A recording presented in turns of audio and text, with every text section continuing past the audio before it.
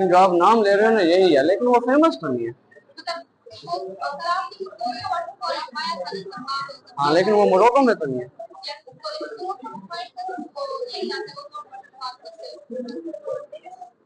Victoria waterfall है, बाकी Morocco तो एक डेजर्ट है, जिस तरह इजिप्ट डेजर्ट है। हाँ है तो सही, लेकिन आप जैसे कह रहे हो ना फेमस, उसके लिए फिर फेमस नहीं होगा वो, फिर होगा कि एक वाटरफॉल है।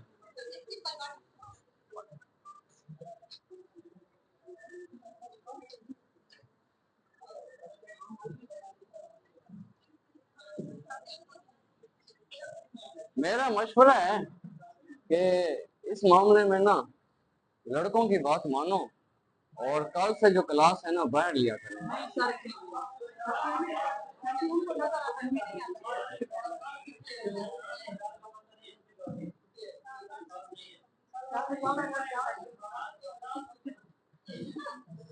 अब यहाँ देखो ये मॉइस्चर चिप चिप ज्यादा है, चिपक रहे हैं।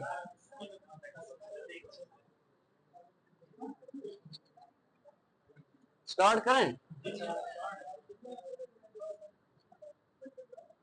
चलो फिर बिस्मिल्लाहिर्रहमानिर्रहीम। आज जो रीजन टारगेट करेंगे वो हमारा अपना रीजन है, जिसे हम कहते हैं साउथ एशिया। साउथ एशिया, आज हम साउथ एशिया को करेंगे।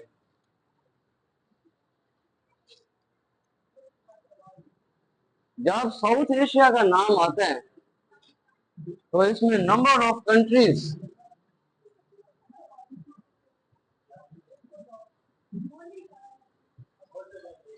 जब साउथ एशिया का नाम आता है इसमें नंबर ऑफ कंट्रीज कितने कितने? हाँ, अब देखो मैंने सार्क नहीं कहा, इसी वजह से मैंने गोली मारी थी। सार्क के 8 मेंबर्स हैं, लेकिन जब हम साउथ एशिया की बात करेंगे उसमें 7 कंट्रीज हैं। अब साउथ एशिया और सार्क में फर्क है। जब हम साउथ एशिया कहेंगे पाकिस्तान, इंडिया, नेपाल, भूटान, बांग्लादेश, श्रीलंका और मालदीव्स, ये 7 मुल्क साउथ एशिया हैं।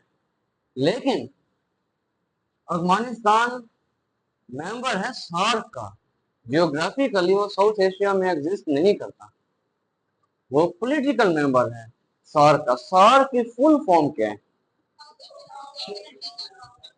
रीजनल कोऑपरेशन, कॉर्पोरेशन नहीं, कोऑपरेशन, कोऑपरेट करना है इन कंट्रीज ने आपस में एक दूसरे के साथ। तो 2007 में, आज से 17 साल पहले, अफगानिस्तान को सार्क का मेंबर बना दिया। लेकिन इसका हरगिज ये मतलब नहीं कि अफगानिस्तान साउथ एशिया में एग्जिस्ट करता है। हम में से जिन लोगों ने जनूबी एशिया पढ़ा है तो उसमें अफगानिस्तान नहीं पढ़ा। बीए में जोग्राफिया जनूबी एशिया है किताब, तो उसमें अफगानिस्तान नहीं है, और कंट्रीज हैं। अच्छा, अब जो सार्क है, ये जो पॉलिटिकल ऑर्गेनाइजेशन है, इसका हेडक्वार्टर किस शहर है? काठमांडू में। किस साल ये कायम हुई थी? 1985 में कायम हुई थी। काठमांडू नेपाल में। तो नेपाल से हम स्टार्ट करते हैं। नेपाल एक लैंडलॉक कंट्री है। पहले ये एक हिंदू स्टेट थी ऑफिशियली। इंडिया अपने आप को हिंदू स्टेट नहीं कहता, इंडिया कहता है कि वी आर सेकुलर। नेपाल अपने आप को हिंदू स्टेट कहता था ऑफिशियली, लेकिन अब नेपाल एक बुद्धिस्ट कंट्री है। 2008 में इन्होंने अपना सरकारी मजहब चेंज कर दिया, ये एक बुद्ध मत है नेपाल इस वक्त। नेपाल चारों तरफ खुशकी से घिरा हुआ है, land lock country, land of mountains Nepal को ही कहते हैं, लैंड ऑफ माउंटेन्स। क्यों? क्योंकि जो दुनिया की हाईएस्ट पीक है माउंट एवरेस्ट, जिसकी हाइट 8850 मीटर है, वो नेपाल और चाइना बॉर्डर पे एग्जिस्ट करती है। जियोग्राफिकली उसको नेपाल का हिस्सा माना जाता है। तो 14 हाईएस्ट पीक्स, जो दुनिया की 14 हाईएस्ट पीक्स हैं, जिनकी हाइट 8,000 मीटर से ज्यादा है, 9 नेपाल में है और 5 पाकिस्तान में। तो इस वजह से नेपाल को कहते हैं लैंड ऑफ माउंटेन। एक और मुल्क भी है बिल्कुल दूसरी दुनिया में, छोटा सा मुल्क बिलीज, लैटिन अमेरिका में अंदर की तरफ कहीं, ये बिलीज, इसको भी लैंड ऑफ माउंटेन्स कहते हैं। लेकिन जोग्राफर्स नेपाल को काउंट करते हैं, Nepal is known as land of mountains, पहाड़ों की सरजमीन। अगर आप नेपाल का नेशनल फ्लैग देखो तो वो भी माउंटेन शेप का है। दुनिया में जितने भी कंट्रीज हैं उनके जितने भी फ्लैग्स हैं वो सारे रेक्टेंगल हैं या कुछ स्क्वायर हैं। नेपाल का वाहिद झंडा है जो माउंटेन शेप है। तो इस वजह से बात तय हो गई कि हमने बिलीज को नहीं करना, हमने नेपाल को करना है, लैंड ऑफ माउंटेन्स। काठमांडू आपने बताया इसका कैपिटल है, सार का हेड ऑफिस काठमांडू में है। नेपाल के बाद एक और छोटा सा मुल्क Bhutan, land lock country, Buddhist state और इंडिया और चाइना के दरमियान एग्जिस्ट करता है। भूटान का कैपिटल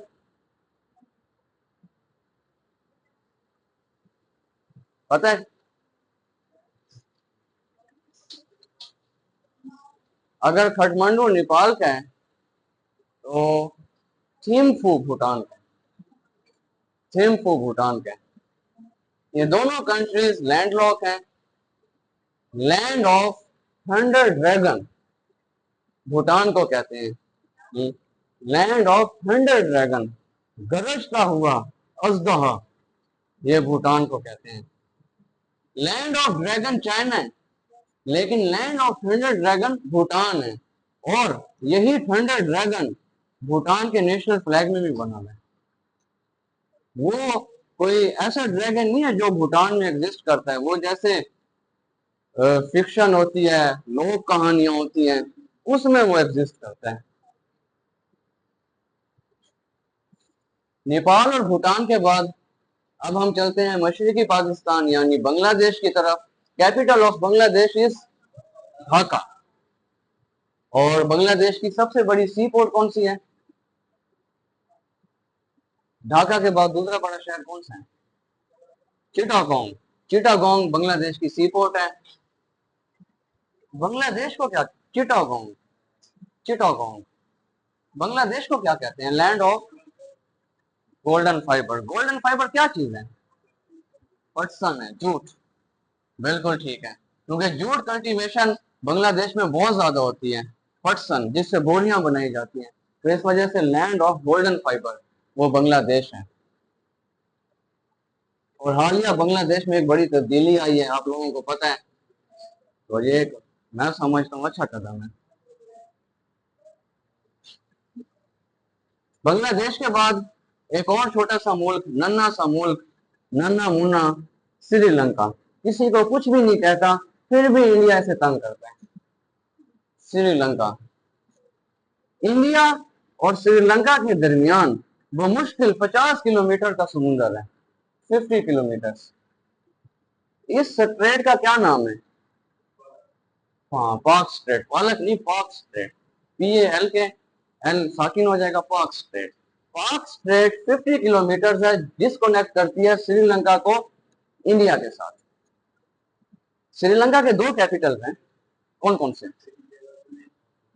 कोलंबो। उनकी जो लेजिस्लेशन है वो कहाँ है? वो श्री जयवर्धने में है। इन दोनों कैपिटल्स की लोकेशन ऐसे है जैसे रावलपिंडी और इस्लामाबाद है, क्योंकि कोलंबो पे एडमिनिस्ट्रेटिव लोड काफी ज्यादा हो गया था। इस वजह से उन्होंने एक और शहर को कैपिटल का स्टेटस देके कुछ लोड वहां कर दिया। तो ये उनकी अपनी एक एडमिनिस्ट्रेशन का स्टाइल है श्रीलंका की। सिलोन, सिलोन, सिलोन 1960s में हुआ, ये एग्जैक्ट ईयर देखना, क्योंकि रेडियो सिलोन के नाम से प्रोग्राम भी लगते हैं। सी से लिखा जाएगा सिलोन, एस से नहीं है। अच्छा, श्रीलंका रिलीजियस वाइज कौन सा मजहब है? यहाँ बुद्धिस्ट है, बिल्कुल। अब देखो नेपाल भी बुद्धिस्ट है, भूटान भी बुद्धिस्ट है, श्रीलंका भी बुद्धिस्ट है। ये तीनों कंट्रीज बुद्धिस्ट हैं इस रीजन में। श्रीलंका के बाद हम चलते हैं मालदीव्स। अच्छा हाँ, श्रीलंका को ना पर्ल ऑफ इंडियन ओशन भी कहते हैं। जिस तरह बहरीन को कहते हैं ना पर्ल ऑफ पर्शियन गल्फ, इस तरह श्रीलंका को कहते हैं पर्ल ऑफ इंडियन ओशन। और इंडियन इसे कहते हैं टीयर ऑफ इंडिया, क्योंकि इसकी जो शेप है ना ये आंसू से मिलती है। इंडिया का आंसू है ये, टीयर ऑफ इंडिया। माल श्रीलंका के बाद मालदीव की बारी है। मालदीव का कैपिटल कौन सा है? माली नहीं, Male. Male, Male is the capital of Maldives. Maldives एक मुस्लिम कंट्री है, ओआईसी का मेंबर है और जजायर पर मुश्तमिल है। आप देख सकते हो इसके राउंड अबाउट कोई 3000 के करीब जजायर हैं। 3000 में से बमुश्किल 200-250 जजायर पर आबादी है। बाकी जजायर ऐसे हैं कि वेव्स आती हैं, जजीरा नीचे पानी ऊपर, तो वो रहने के काबिल नहीं है। वक्त जिस तरह गुजर रहा है, ग्लोबल वार्मिंग हो रही है, सी लेवल इंक्रीज कर रहा है, मालदीव डूब रहा है। आने वाले 100 साल में मालदीव दुनिया के नक्शे पे नहीं होगा, ये नेदरलैंड्स होगा, क्योंकि नेदरलैंड्स एक मेन यूरोप में एग्जिस्ट करता है। उसके कुछ इलाके फिर भी डूब जाएं, लेकिन ये एक मेन बॉडी है। मालदीव तो तने तनहा जजायर है, तो इसकी लोकेशन बिल्कुल मुख्तलिफ है। उसको डूबने के लिए और बर्फ पिघले, समुद्र इंक्रीज हो तब वो डूबेगा। अच्छा, मैंने जान के छोटे छोटे कंट्रीज किए कि इंडिया को एंड में करेंगे। हमने नेपाल किया, भूटान, बांग्लादेश, श्रीलंका और मालदीव। पाकिस्तान को हम अलग करेंगे। आज हम इंडिया को करते हैं। इंडिया इस रीजन का एरिया वाइज सबसे बड़ा मुल्क है और इंडिया का एरिया कितना है? Round about 32 lakh square kilometre. हमारा एरिया कितना है? यानी कमोबेश 4 इंडिया हो, राउंड अबाउट 4 इंडिया हो, 4 पाकिस्तान हो, उलट कर 4 पाकिस्तान हो, 1 इंडिया बनता है। 4 पाकिस्तान के साइज करो, 1 इंडिया बनेगा। इतना बड़ा मुल्क है। इंडिया की जो बॉर्डर है, यहाँ से पाकिस्तान, यहाँ से बांग्लादेश, नीचे यहाँ से श्रीलंका से, मालदीव से बॉर्डर टच तो नहीं होती, लेकिन अब पड़ोसी मुल्क तो है ना। फिर ऊपर चले जाओ, भूटान, नेपाल, चाइना, इवन के ये वाली स्टेट्स बर्मा, म्यांमार से भी मिलती हैं। 6 मुल्कों से इंडिया की बॉर्डर लगती है, 6 कंट्रीज।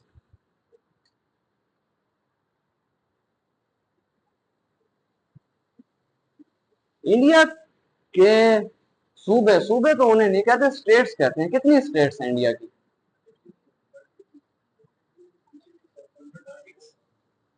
जो रेगुलर स्टेट्स है ना उनका बताओ। जो उनकी यूनियन टेरिटरीज है ना वो तो 8 हैं, उनको साइड पर कर दो। जो मेन स्टेट्स हैं मेन इंडिया में, वो कितनी है? हाँ, वो 28 है। 28 इंडियन स्टेट्स हैं और 8 इनकी यूनियन टेरिटरीज हैं। यूनियन टेरिटरी में जम्मू एंड कश्मीर भी यूनियन टेरिटरी का हिस्सा है। इसके अलावा ये जो कुछ जजायर हैं बे ऑफ बंगाल के अंदर, निकोबार, एंडीमान, ये भी यूनियन टेरिटरी का हिस्सा है। तो 28 स्टेट्स और 8 यूनियन टेरिटरीज, यानी कितने हो गए? 36, 36 सूबे हैं हिंदुस्तान का। उनका कैपिटल कौन सा है? न्यू दिल्ली कैपिटल है। और इनकी सी पोर्ट्स, बंदरगाहें,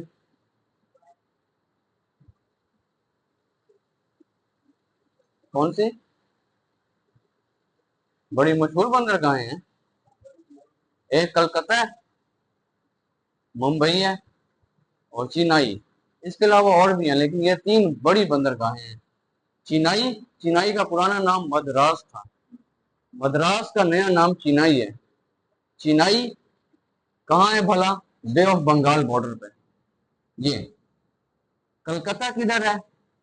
वेस्ट बंगाल में ये। और मुंबई किधर है? ये अरेबियन सी पे है ये। और इंडिया का सबसे बड़ा शहर भी मुंबई है, न्यू दिल्ली दूसरे नंबर पे है। मुंबई का पुराना नाम क्या है? बॉम्बे, बी से लिखा जाता है। जो बॉलीवुड इंडस्ट्री है, जो इंडिया की फिल्म इंडस्ट्री है, उसका जो हेड ऑफिस है वो भी मुंबई में है। जब ये बम्बई था तो B for Bombay, B for Bollywood, तो फिर बाद में उसका नाम चेंज हो गया मुंबई। और आजकल साउथ इंडियन फिल्म जो है ना, इस साइड पे बड़ी हिट है। वो फिल्म इंडस्ट्री कौन सी है जो साउथ इंडियन फिल्म्स की है? हाँ, टॉलीवुड। टॉलीवुड। जो साउथ इंडियन फिल्म इंडस्ट्री है वो टॉलीवुड है। जो मेन इंडिया की फिल्म इंडस्ट्री है वो बॉलीवुड है। ये दोनों अलग अलग हैं।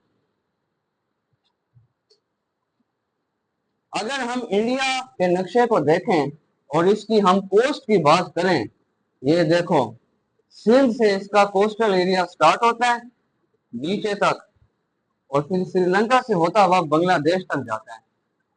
6100 किलोमीटर की इसके पास कोस्टल लेंथ है।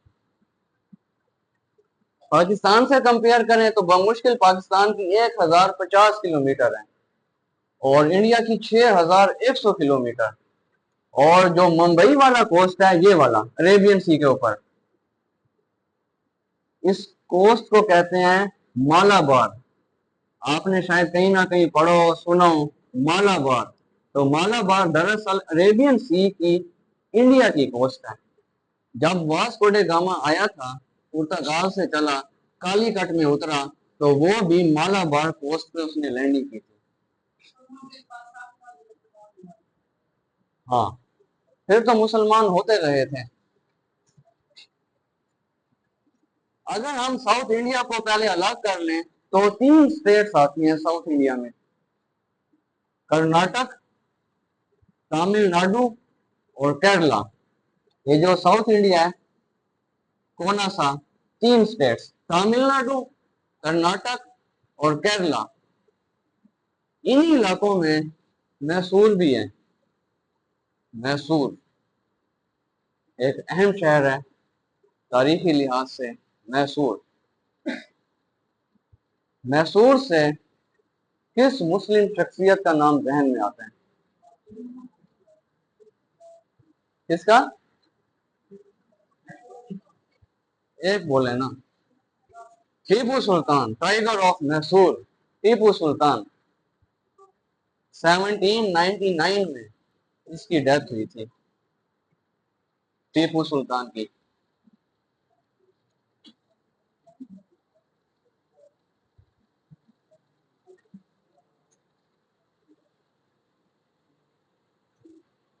अच्छा,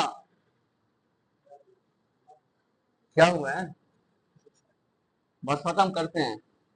इंडिया का एक अहम दरिया है, रेगुलर फ्लो करता है, गंगा।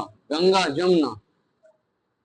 अच्छा, मजे की बात है कि गंगा की जो लेंथ है वो एज कंपेयर टू इंडस कम है। इंडस रिवर की लेंथ है 2900 किलोमीटर पाकिस्तान में, और गंगा रिवर की लेंथ है 2400 किलोमीटर। 500 किलोमीटर दरियाए सिंध बड़ा है।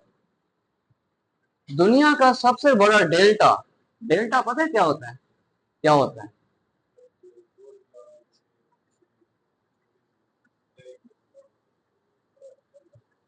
हाँ, जब दरिया किसी भी समुद्र में गिरता है तो अपने अंदर जो डिपॉजिट्स होते हैं ना, उसको एक ट्रायंगुलर शेप में बिठा देता है।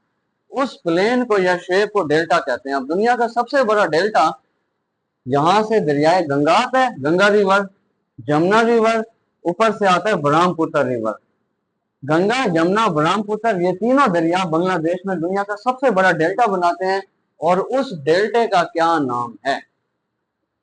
जो दुनिया का सबसे बड़ा डेल्टा है, उस डेल्टे का क्या नाम है? कहीं पढ़ा हो? एस से, एस, एस, सुंदरबन, SUNDAR, सुंदर, BAN, बन। Sundarban delta is the largest delta of the world. Sundarban, ये बांग्लादेश में है। कुछ इलाके इसका इंडिया में लगता है, लेकिन बेसिकली ये बांग्लादेश में डेल्टा है। गंगा, जमुना और ब्रह्मपुत्र, ब्रह्मपुत्र, ब्रह्मपुत्र, ये 3 दरिया हैं। और आपको ये वाली बात पहले मैंने बताई थी कि बे ऑफ बंगाल लार्जेस्ट बे है दुनिया की। गंगा, जमुना और ब्रह्मपुत्र, ब्रह्मपुत्र। अच्छा, बांग्लादेश के कैपिटल की बात हुई थी, ढाका। तो ढाका को क्या कहते हैं? सिटी ऑफ मसाजिद या city of mask.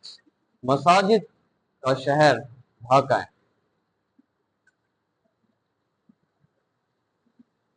Narendra Modi prime minister है और इसका ताल्लुक बीजेपी पार्टी से है और इसने आईटी सेक्टर में इंडिया में बहुत सारा काम किया है। लेकिन इंडिया का एक बड़ा मसला है चाइना के साथ। जो इंडिया और चाइना की इंटरनेशनल बाउंड्री है, चाहे वो नेपाल के मगरबी साइड पे है या वो भूटान के मशरकी साइड पे है, जो इंडिया चाइना से लगता है, ये सारी की सारी डिस्प्यूट है।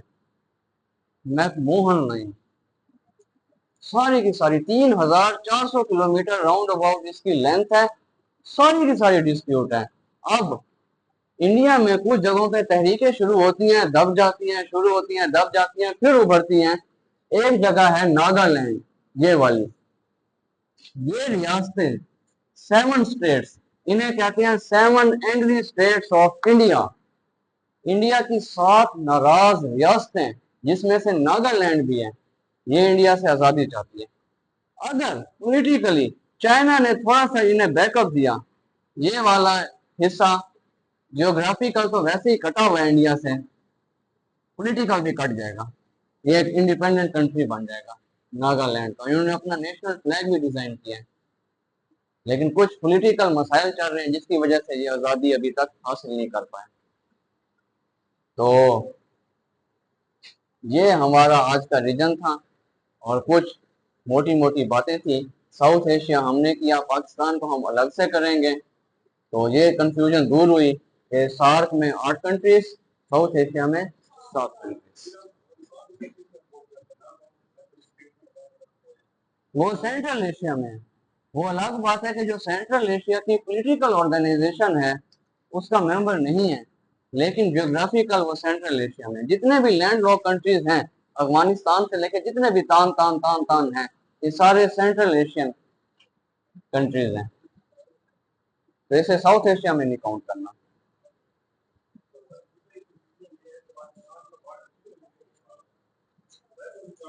हाँ,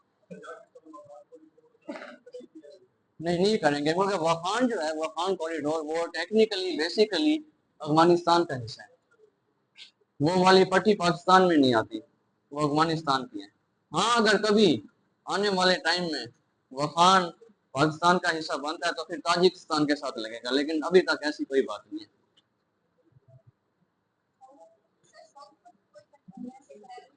क्या साउथ में? नहीं नहीं, साउथ में तो अरेबियन सी, अरेबियन सी। क्या? समझ नहीं आई। लेंथ, अगर हम इंडिया पाकिस्तान, रुको जरा, जो इंडिया पाकिस्तान बॉर्डर है, रन ऑफ कच्छ से लेके सियालकोट तक, ये है 1600 किलोमीटर, जिसे कहते हैं रेड क्लिफ लाइन। ऊपर है लाइन ऑफ कंट्रोल, ये है 750 किलोमीटर, 750 किलोमीटर, LOC। हाँ, कर सकते हो, दोनों को प्लस करो। फिर एक है वर्किंग बाउंड्री, इन तीनों को जब आप काउंट करोगे तो ये 3,300 किलोमीटर बनेगा। लेकिन एक बात याद रखो, पाकिस्तान की बेशक 3,300 किलोमीटर इंडिया के साथ है बॉर्डर, लेकिन जो सबसे लंबा बॉर्डर है वो अफगानिस्तान के साथ काउंट होगा। हाँ, वो अफगानिस्तान के साथ काउंट होगा, क्योंकि ये डिस्प्यूट्स हैं।